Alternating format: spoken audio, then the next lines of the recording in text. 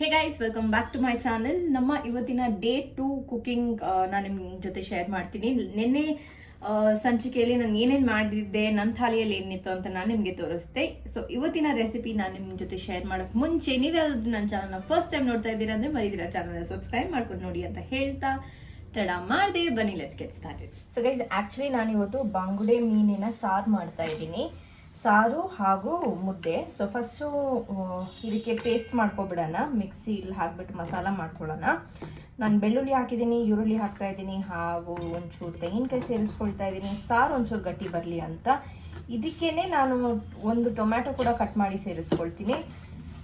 So guys, ನಾನು ಇದರಲ್ಲಿ ಅರ್ಧ ಈರುಳ್ಳಿ, ಒಂಚೂರು ತೆಂಗಿನಕಾಯಿ, ಒಂದೇ ಒಂದು ಟೊಮ್ಯಾಟೊ ಹಾಕೊಂಡಿದ್ದೀನಿ. ಇದಕ್ಕೆ ಒಂಚೂರು ಜೀರಿಗೆ ಕೂಡ ಸೇರಿಸ್ಕೊಳ್ತೀನಿ. ನಾನು ಒಂಚೂರು ಜೀರಿಗೆ ಹಾಕೊಂಡಿದ್ದೀನಿ ಫ್ಲೇವರಿಗೋಸ್ಕರ.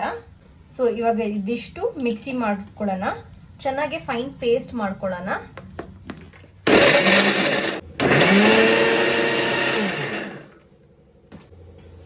ಸೊ ಇಲ್ಲಿ ನುಣ್ಣಿಗೆ ಪೇಸ್ಟ್ ಆಗಿದೆ. ಇವಾಗ ಇದಕ್ಕೆ ಒಗ್ಗರಣೆ ಕೊಟ್ಕೊಳ್ಳೋಣ. ಸೊ ಗೈಸ್, ಇವಾಗ ನಾವು ಒಂದು ಪಾತ್ರೆ ತಗೊಂಡಿದೀವಿ. ಇದು ಕಾದಿದ ತಕ್ಷಣ ಇದಕ್ಕೊಂಚೂರು ಎಣ್ಣೆ ಹಾಕೊಳ್ಳೋಣ. ಸೊ ಇದು ಕಾದಿದೆ, ಇದಕ್ಕೆ ಒಂಚೂರು ಸಾಸಿವೆ ಎಣ್ಣೆ ಹಾಕೊಳ್ತಾ ಇದ್ದೀವಿ. ಒಂದೇ ಒಂದು ಸ್ಪೂನ್ ಆಗೋಷ್ಟು ಸಾಸಿವೆ ಎಣ್ಣೆ ಹಾಕೊಂಡಿದೀವಿ, ನೋಡ್ಬೋದು. ಇವಾಗ ಎಣ್ಣೆ ಕಾದ್ಮೇಲೆ ಇದಕ್ಕೊಂಚೂರು ಒಗ್ಗರಣೆ ಹಾಕೊಳ್ಳೋಣ. ಸೊ ಇಲ್ಲಿ ಎಣ್ಣೆ ಕಾದಿದೆ, ಇದಕ್ಕೆ ಸಾಸಿವೆ ಹಾಕೊಳ್ತಾ ಇದ್ದೀವಿ. ಸೊ ಇಲ್ಲಿ ಸಾಸಿವೆ ಚಟಪಟ ಅಂತಿದೆ. ಸಾಸಿವೆ ಚಟಪಟ ಅಂತಿದ್ದಂಗೆ ಇದಕ್ಕೆ ಈರುಳ್ಳಿ ಮತ್ತೆ ನಾವು ಹಸಿಮೆಣಸಿನ್ಕಾಯಿ ಕಟ್ ಮಾಡಿ ಸೇರಿಸ್ಕೊಳ್ತಾ ಇದ್ದೀವಿ. ಇದೇ ಒಗ್ಗರಣೆಗೆ ಒಂಚೂರು ಮೆಂತ್ಯ ಕೂಡ ಹಾಕೊಳ್ತಾ ಇದ್ದೀವಿ. ನಾವು ಒಂದು 4-5 ಕಾಳಷ್ಟು ಮೆಂತ್ಯ ಸೇರಿಸ್ಕೊಳ್ಳಿ. ಇವಾಗ ಚೆನ್ನಾಗಿ ಇದನ್ನ ಬಾಡಿಸ್ಕೊಳ್ಳಿ. ಸೊ ಈರುಳ್ಳಿ ಚೆನ್ನಾಗಿ ಫ್ರೈ ಆಗಿದೆ. ಇವಾಗ ನಾವು ರುಬ್ಬಿದಂಥ ಪೇಸ್ಟ್ ಸೇರಿಸ್ಕೊಳ್ತಾ ಇದ್ದೀವಿ ಇದಕ್ಕೆ. ಇವಾಗ ನೀಟಾಗಿ ತಿರುಗಿಸ್ಕೊಡಿ. ಇದನ್ನ ಹಸಿ ವಾಸನೆ ಹೋಗೋವರೆಗೂ ಇದು ಚೆನ್ನಾಗಿ ಮಸಾಲೆ ಫ್ರೈ ಆಗಲಿ ಎಣ್ಣೆಯಲ್ಲಿ. ನಾವು ಏನು 1 ಸ್ಪೂನ್ ಎಣ್ಣೆ ಹಾಕಿದ್ದೀವೋ ಅದೊಂಚೂರು ಮೇಲೆ ತೇಳ್ಕೊಂಬರಲಿ, ಅಷ್ಟು ತನಕ ನೀಟಾಗಿ ಇದನ್ನ ಫ್ರೈ ಮಾಡ್ಕೊಳ್ಳೋಣ. ಸೊ ಗೈಸ್, ಇದು ಫ್ರೈ ಆಗಬೇಕಂದ್ರೆ ಇದಕ್ಕೊಂಚೂರು ಉಪ್ಪು, ಒಂಚೂರು ಅರಿಶಿನ, ಖಾರಕ್ಕೆ ತಗ್ದಂಗೆ ಖಾರದ ಪುಡಿ, ಹಾಗೂ ಒಂಚೂರೇ ಚೂರು ಧನಿಯಾ ಪುಡಿ ಹಾಕ್ಕೊಡ್ತಾ ಇದ್ದೀವಿ. ನಾವೇನು ಎಣ್ಣೆ ಹಾಕಿದ್ವು ಅದೆಲ್ಲ ಮೇಲೆ ಬಂದ್ಬಿಟ್ಟಿದೆ. ಬರೀ ಒಂದೇ ಸ್ಪೂನ್ ಹಾಕಿದ್ದು, ಸೊ 1 ಸ್ಪೂನ್ ಎಣ್ಣೆ ಕೂಡ ಬಂದ್ಬಿಟ್ಟಿದೆ. ಸೊ ಇವಾಗ ನಾವು ಇದಕ್ಕೆ ನೀರು ಸೇರಿಸ್ಕೊಳ್ತೀವಿ. ಸಾರಿಗೆ ಎಷ್ಟು ಬೇಕೋ ಅಷ್ಟು ನೀರು ಸೇರಿಸ್ಕೊಡೋಣ. ಚೆನ್ನಾಗಿ ತಿರುಗಿಸ್ಕೊಡಿ. ಕಾಯಿ ಹಾಕಿರೋದಕ್ಕೆ ಸಾರು ಒಂಚೂರು ಗಟ್ಟಿ ಬರುತ್ತೆ. ಸೊ ಇನ್ನೊಂಚೂರು ನೀರು ಹಾಕೊಳ್ಳೋಣ ಇದಕ್ಕೆ. ಇದನ್ನ ನೀಟಾಗಿ ಮಿಕ್ಸ್ ಮಾಡಿಕೊಂಡು ಚೆನ್ನಾಗಿ ಕುದೀತಾ ಇರಬೇಕಾದ್ರೆ ಇದಕ್ಕೆ ನಾವು ಹುಳಿ ಸೇರಿಸ್ಕೊಳ್ಳೋಣ. ಸೊ ಗೈಸ್, ಇಲ್ಲಿ ನಾವು ಕಾಂಚನ ಪುಳಿ ತಗೊಂಡಿದ್ದೀವಿ. ಕೂರ್ಗೋ ಮ್ಯಾಂಗ್ಳೂರ್ ಸೈಡ್ ಸಿಗೋಂಥ ಹುಳಿ. ನೀವು ನಾರ್ಮಲ್ ಹುಣಸೆ ಹುಳಿ ಕೂಡ ಹಾಕೋಬಹುದು. ಇದು ಸಿಕ್ಕಾಪಟ್ಟೆ ಹುಳಿ ಇರುತ್ತೆ. ಸೊ ನಾನು ಬರೀ 2 ಇದು ತಗೊಂಡಿದ್ದೆ. ಸಿಕ್ಕಾಪಟ್ಟೆ ಹುಳಿ ಬರುತ್ತೆ ಇದು.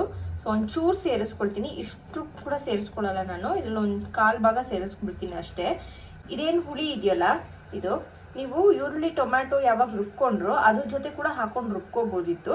ಬಟ್ ನಾನು ಇದನ್ನ ಬಿಸಿನೀರಲ್ಲೇ ಒಂಚೂರು ನೆನೆಸಿಟ್ಟಿದ್ದೆ ನಿನ್ನೆ ರಾತ್ರಿನೇ. ಸೊ ಅದರಿಂದ ಇದು ನೀಟಾಗಿ ಬಿಟ್ಕೊಂಡಿದೆ. ಸೊ ಇಲ್ಲಿ ಸಾರು ಕುದೀತಾ ಇದೆ, ಇನ್ನೂ ಚೆನ್ನಾಗಿ ಕುದೀಲಿ. ಸಾರು ಕಲರ್ ಚೇಂಜ್ ಆಗುತ್ತೆ. ಸೊ ಇದೇನು ಕಾಂಚನ ಪುಳಿ ನಾನು ತೋರಿಸಿದ್ನೋ ನಿಮಗೆ, ನೀವು ಅದರದ್ದೇ ಸಿರಪ್ ಥರ ಬರುತ್ತೆ ಕಾಂಚನ ಪುಳಿ ಲಿಕ್ವಿಡು. ಸೊ ಆ ಲಿಕ್ವಿಡ್ ಹಾಕಿದ್ರೆ ಕಲರೇ ಚೇಂಜ್ ಆಗೋಗುತ್ತೆ. ಸೊ ಅದೆಲ್ಲ ಮೀನು ಸಾರಿಗೆ, ಮೀನು ಫ್ರೈಗೆ ತುಂಬ ಚೆನ್ನಾಗಿರುತ್ತೆ. ಇದಾದಮೇಲೆ ನಾನು ನಿಮಗೆ ಮೀನು ಫ್ರೈಗೆ ಮಸಾಲ ಹೇಗೆ ನಾನು ಮಿಕ್ಸ್ ಮಾಡಿರ್ತೀನಿ ಅನ್ನೋದು ನಾನು ನಿಮಗೆ ತೋರಿಸ್ತೀನಿ. ಇದು ಕುದೀತಿದೆ. ಈ ಸ್ಟೇಜಲ್ಲಿ ಒಂಚೂರು ಹುಳಿ ಸೇರಿಸ್ಕೊಳ್ಳೋಣ.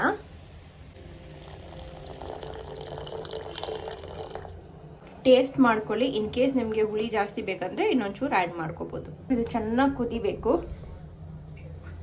ಮೀನು ಸಾರಿನ ಘಮ ಬರಬೇಕು. ಅದು ಬರಬೇಕಾದ್ರೆ ನಾವು ಇದಕ್ಕೆ ಮೀನು ಸೇರಿಸ್ಕೊಳ್ಳೋಣ. ಸೊ ನಾನು ಇಲ್ಲಿ ಮೀನು ಆಲ್ರೆಡಿ ವಾಶ್ ಮಾಡಿ ಕ್ಲೀನ್ ಮಾಡಿ ಇಟ್ಟಿದ್ದೀನಿ. ಬಾಂಗಡೆ ಮೀನು ಮತ್ತೆ ಮತ್ತಿ ಮೀನು. ಸೊ ಮತ್ತಿ ಮೀನು ಫ್ರೈ ಮಾಡ್ತೀನಿ.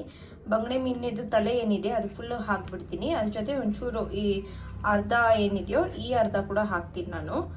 ಇದು ಫ್ರೈ ಕೂಡ ಮಾಡಬಹುದು, ತುಂಬ ಚೆನ್ನಾಗಿರುತ್ತೆ. ಸೊ ನಾನು ನಿಮಗೆ ಫ್ರೈ ಮಸಾಲ ಹೇಗೆ ಮಾಡೋದು ಅಂತ ತೋರಿಸ್ತೀನಿ. ಸೊ ಗೈಸ್, ಸಾರು ಚೆನ್ನಾಗಿ ಕುದೀತಾ ಇದೆ. ಇವಾಗ ಒಂದೊಂದೇ ಮೀನು ಹಾಕೊಳ್ಳೋಣ ಇದಕ್ಕೆ.